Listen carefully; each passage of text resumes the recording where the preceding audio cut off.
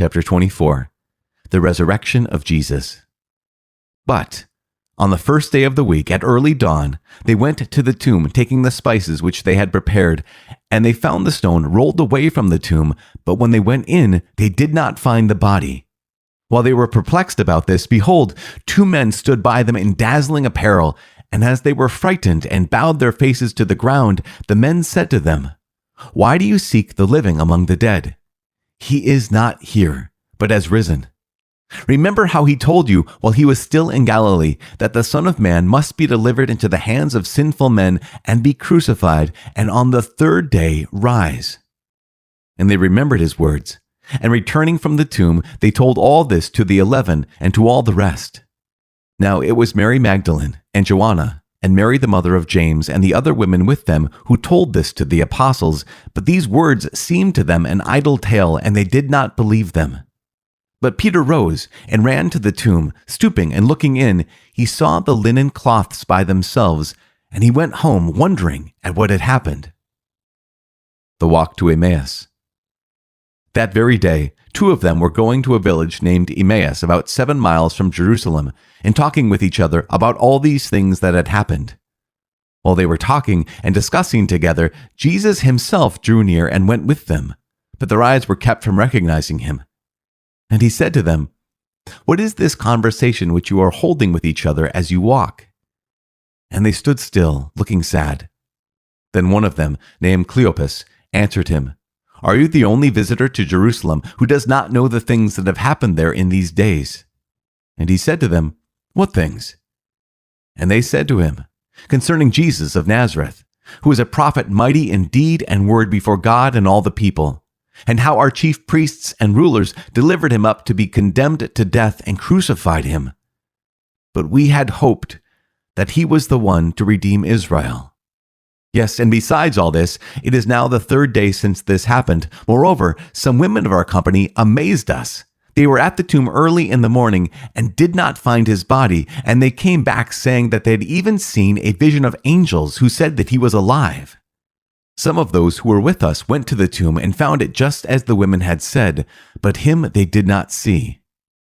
And he said to them, "O foolish men, and slow of heart to believe all that the prophets have spoken. Was it not necessary that the Christ should suffer these things and enter into his glory? And beginning with Moses and all the prophets, he interpreted to them in all the scriptures the things concerning himself. So they drew near to the village to which they were going. He appeared to be going further, but they constrained him, saying, "Stay with us, for it is toward evening, and the day is now far spent." So he went in to stay with them. When he was at table with them, he took the bread and blessed and broke it, and gave it to them. And their eyes were opened, and they recognized him, and he vanished out of their sight. They said to each other, "Did not our hearts burn within us while he talked to us on the road, while he opened to us the scriptures?" And they rose that same hour, and returned to Jerusalem.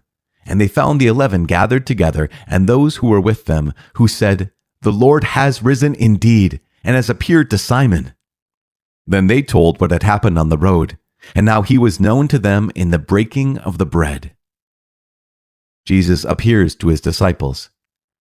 As they were saying this, Jesus himself stood among them and said to them, "Peace to you." But they were startled and frightened and supposed that they saw a spirit. And he said to them, "Why are you troubled? And why do questionings rise in your hearts? See my hands and my feet, that it is I myself. Handle me and see, for a spirit has not flesh and bones as you see that I have." And when he had said this, he showed them his hands and his feet. And while they still disbelieved for joy and wondered, he said to them, "Have you anything here to eat?" They gave him a piece of broiled fish, and he took it and ate before them. Then he said to them, "These are my words which I spoke to you while I was still with you, that everything written about me in the law of Moses and the prophets and the Psalms must be fulfilled." Then he opened their minds to understand the scriptures and said to them, "Thus it is written, that the Christ should suffer and on the third day rise from the dead, and that repentance and forgiveness of sins should be preached in his name to all nations, beginning from Jerusalem. You are witnesses of these things.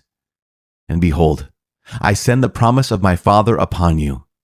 But stay in the city until you are clothed with power from on high. The ascension of Jesus. Then he led them out as far as Bethany, and lifting up his hands, he blessed them. While he blessed them, he parted from them and was carried up into heaven. And they worshipped him and returned to Jerusalem with great joy, and were continually in the temple blessing God.